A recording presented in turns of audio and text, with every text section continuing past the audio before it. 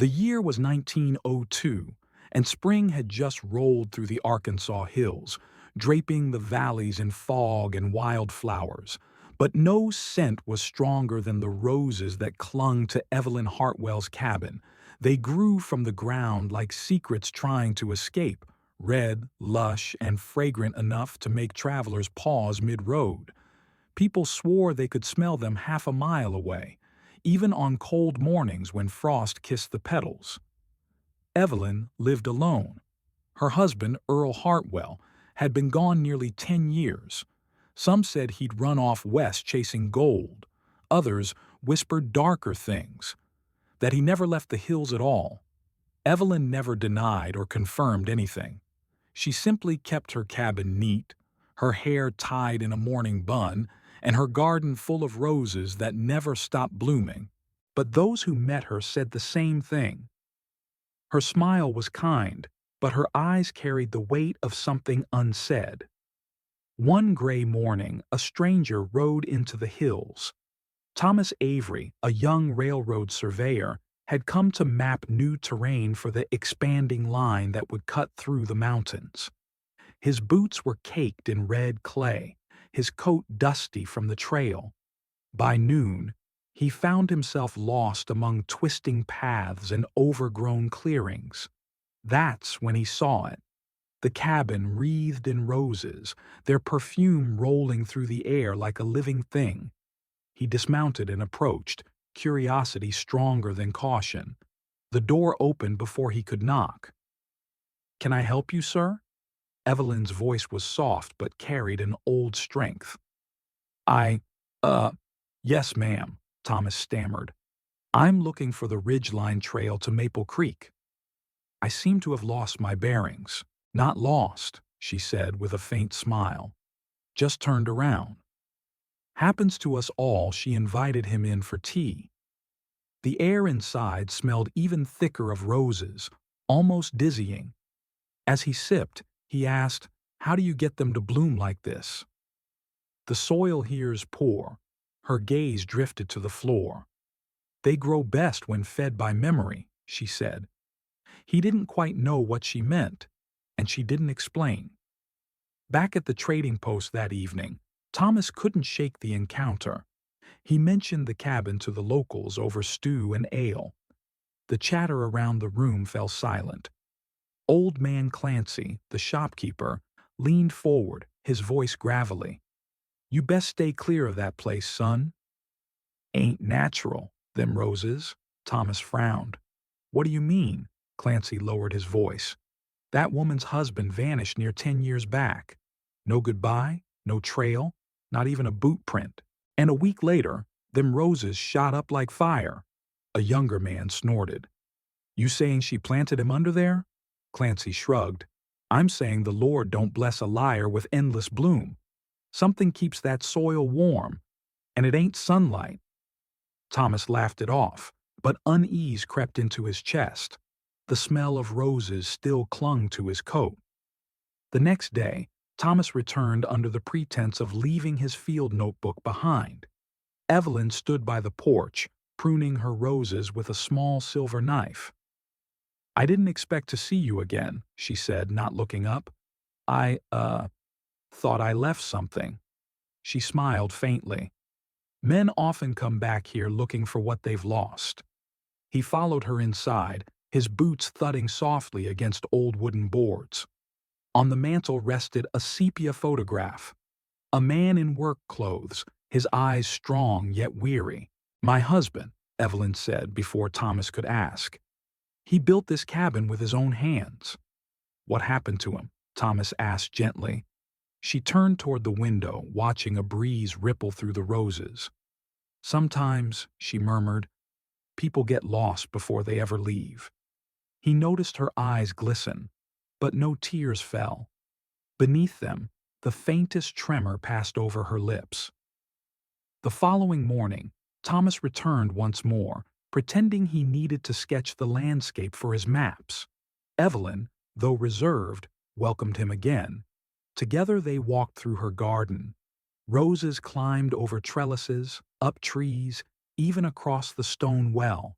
Their scent was so thick it almost masked the earthy musk of soil. Almost. Evelyn knelt by one bush, brushing a petal between her fingers. "They know sorrow," she said softly. "I talk to them every day." "You talk to them?" Thomas asked, half smiling. "They listen better than most people," she replied, her tone almost wistful. Thomas knelt too, touching the soil. It was rich, red, and strangely warm. There were no insects, no weeds, no decay, only thriving roses. He looked up. "You ever think of leaving here?" Her gaze lingered on the horizon. "And go where?" "The past follows you like a shadow, quieter, but never gone." That night, at his inn, Thomas found an envelope slid under his door. No name on it, but the faint scent of roses gave it away. He unfolded the paper carefully. The handwriting was fine, deliberate, Evelyn's. "If you wish to understand, come tonight when the moon is high. Bring a lantern. Do not ask questions until you see what's beneath the floor." Thomas's heart pounded. He stared at the letter long into the night before finally lighting his lamp and setting off up the ridge. The mist had thickened. Even the moonlight struggled to find the ground. By the time he reached the cabin, the roses gleamed silver in the moonlight. Evelyn was waiting at the door, lantern in hand, her face pale and resolute. "You came," she said quietly. "I had to." "Then you must promise. Whatever you see tonight, you'll speak of it to no one while I still draw breath." Thomas nodded, feeling the weight of her words. The wind outside moaned through the trees, carrying the scent of roses, now sharper, almost metallic. Evelyn led him inside. The single lamp flickered, shadows dancing across the worn floorboards. She moved to the center of the room, knelt, and began prying up a loose plank with an old iron poker. Thomas crouched beside her. "What are you doing?" "Showing you why the roses never die," she whispered. Beneath the plank was a shallow hollow, just large enough for a small tin box wrapped in cloth. The smell that escaped was sweet and sour, roses mixed with iron. Evelyn unwrapped the cloth carefully, as if handling something sacred. Inside the box lay a few simple items: a gold wedding band, a lock of brown hair tied with a blue ribbon, and a folded yellowed sheet of paper. She handed it to Thomas. "Read," she said, her voice barely above a whisper. The paper trembled in his hands. Written in faded ink were the words, "I struck him once. I never meant to. He fell. The roses grew wild that spring, as if to hide what I'd done. Every petal forgave me, but I never forgave myself." Thomas looked up, stunned. "Evelyn, this—" She shook her head, tears slipping down her cheeks. "He wasn't cruel, but he was broken. Drink made him a stranger. That night, he came at me in anger. I pushed back. He fell against the hearthstone. He never woke." She clutched the ring tightly. "I buried my sin under the boards. I thought the earth would swallow it, but instead, it bloomed." Evelyn led him outside to the rose garden, the lantern flickering in her shaking hands. The night air was thick with scent, heavy as confession. She stopped beside the tallest bush, its petals deep crimson, its roots tangled through the soil like veins. "This is where I laid him," she whispered. "The ground turned red within days. I thought God would punish me, but instead, he gave me beauty. Perhaps to remind me what I destroyed." Thomas's stomach twisted. "You've lived with this? For 10 years?" "Every day," she said. "Every bloom is a prayer for forgiveness." The wind rustled through the roses, and for a moment, Thomas thought he heard a sigh. Low, mournful, human. The next morning, word spread fast. Railroad men had uncovered human bones near the ridge while clearing the path. By noon, Sheriff Dalton rode up to Evelyn's cabin. He tipped his hat politely but with suspicion in his eyes. "Mornin', Mrs. Hartwell. I reckon you heard the news." I did, she said calmly, folding her hands. Seems we found remains up by the creek bend. Thought I'd ask if your husband ever traveled that way. Evelyn met his gaze without flinching. He traveled many roads, Sheriff. Some lead back home, some don't. The sheriff squinted, uneasy. Strange thing is, we found a ring near the site. Looks like a man's wedding band. Evelyn smiled sadly. Then perhaps someone else's love finally came to rest. The sheriff tipped his hat again, uncertain. As he rode away, Thomas stood in the doorway, his heart thudding. He wasn't sure if Evelyn was hiding a crime or carrying one she never truly committed. The next few days brought unease to the hills. Railroad workers, curious and fearful, whispered about the bones unearthed near the creek. The sheriff returned twice to Evelyn's cabin, each time asking the same questions in slightly different ways, the way lawmen do when they suspect something but can't prove it. "Mrs. Hartwell," Sheriff Dalton said on his second visit, "you wouldn't mind if we dug a little near your garden, would you?" "Just to be sure?" Evelyn met his eyes calmly. "You can dig wherever you like, Sheriff. But I warn you, roses don't take kindly to being disturbed." Her voice was quiet, but there was an odd weight in her words, something that made even the sheriff hesitate. He tipped his hat, muttered something about procedure, and left. When he was gone, Thomas turned to her. "Why let them dig?" She smiled faintly. "Because I'm tired of living under ghosts, Mr. Avery. If the earth wants to tell its truth, let it." That evening, a storm brewed over the hills, thunder muttering like distant drums. Evelyn sat at her table, a candle flickering beside her, pen in hand. Thomas stood by the window, watching the sky flash. "Writing another confession?" he asked softly. She nodded. "A different kind. One meant for the living, not the dead." He watched her seal an envelope and place it in the tin box under the floor again. "If they find him," she said, her eyes glistening, "they'll call it murder. But I can't live hiding anymore. The truth will do what it must." Thomas felt something tighten in his chest. "If they take you, I'll speak for you. I'll tell them what really happened." She smiled, tired but kind. "Then promise me this. If I'm gone, you'll keep the roses alive. They're all that's left of my love and my sin." Lightning flashed, and for a moment she looked almost translucent, like her soul was already halfway out the door. By morning, the storm had cleared, leaving the air heavy with the scent of wet roses. The sheriff and a few deputies arrived, spades in hand. A crowd gathered, workers, townsfolk, even curious children, all drawn by the morbid rumor that the widow's garden hid a corpse. Evelyn stood on the porch, calm, her hands clasped in front of her. Thomas stood beside her, silent. When the sheriff struck his first shovel into the earth beside the largest bush, a hush fell. The ground was soft, red, fragrant. Then the shovel hit wood. A collective gasp. "Lord Almighty," someone whispered. The sheriff knelt and brushed away the dirt. A small wooden chest emerged. Not a coffin, but an old storage box, half rotted and bound with rusted metal hinges. He pried it open carefully. Inside lay letters, tied neatly with red ribbon, and one envelope labeled "For Earl." No bones, no body, only love letters. And one final message written in Evelyn's delicate script. The sheriff unfolded the top letter and read aloud, "If love is a seed, then guilt is its shadow. I buried my heart here, not a man. The roses bloom from what I could never say aloud." The crowd murmured in confusion. Some scoffed, others looked away. Evelyn stood still, eyes closed, a tear slipping down her cheek. Thomas realized what had happened.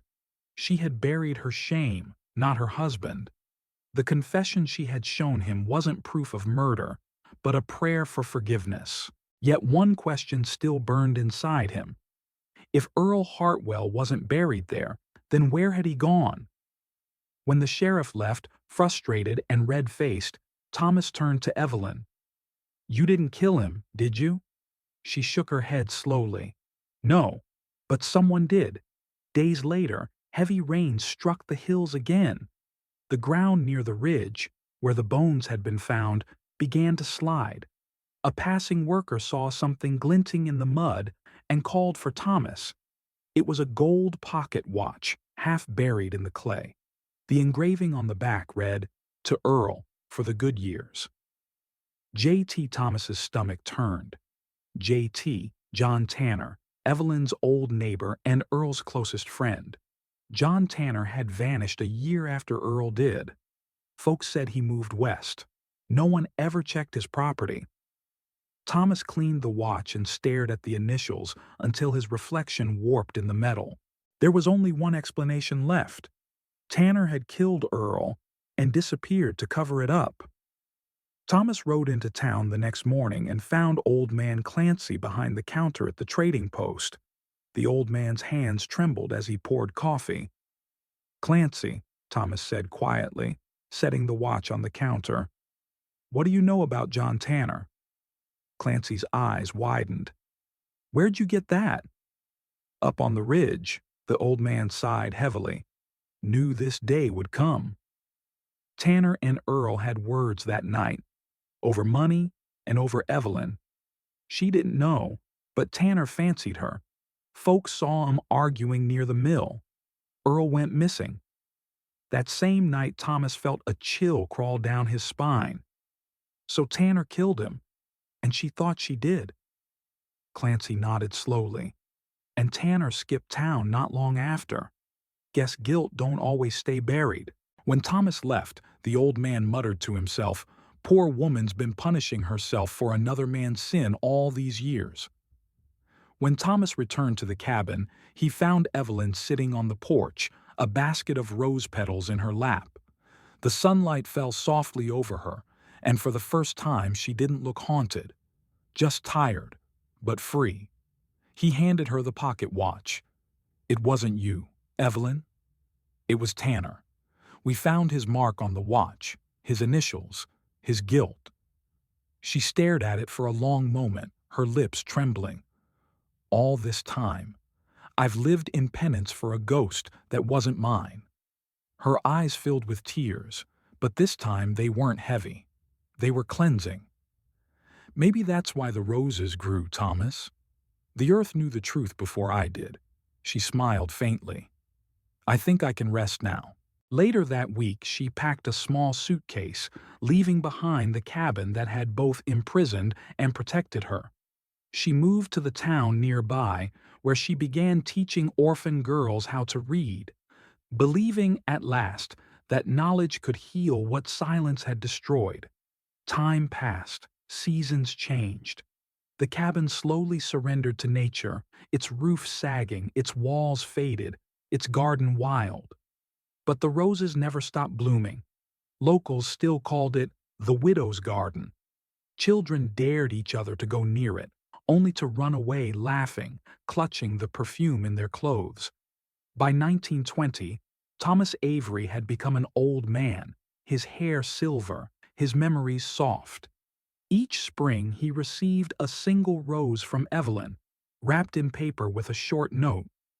For what the earth kept secret, the heart made pure. He never saw her again, but every time the rose arrived, the whole room filled with the same sweet scent that once haunted his dreams. In 1935, decades after both Evelyn and Thomas had passed, the cabin was purchased by a young couple restoring old homesteads.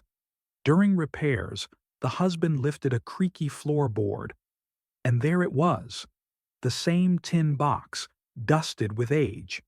Inside, the items remained: the ring, the lock of hair, the confession. But there was now a second letter, written in different ink. One Evelyn had clearly added years later. It read, To whoever finds this, know that truth waits beneath all things, patient as roots. I once thought I buried guilt, but I buried love. The roses were never my curse, but my redemption. The couple read in silence, their lantern flickering over the fragile paper. Then, together, they decided to leave the box where it was, as part of the home's soul. Today, more than a century later, wild roses still bloom in the Arkansas hills, where Evelyn's cabin once stood. The cabin itself has long since collapsed, reclaimed by the forest. But every spring, travelers swear they can smell roses drifting through the air, even with no flowers in sight. Locals say the scent means Evelyn's spirit still tends her garden, her soul finally at peace. Children leave small bunches of roses there, whispering wishes into the wind. And if you visit at dusk, when the sun bleeds gold over the hills, you might catch that same soft scent, not of sorrow, but forgiveness. Because sometimes, what we bury in shame, the earth returns in grace. And forgiveness smells a lot like roses.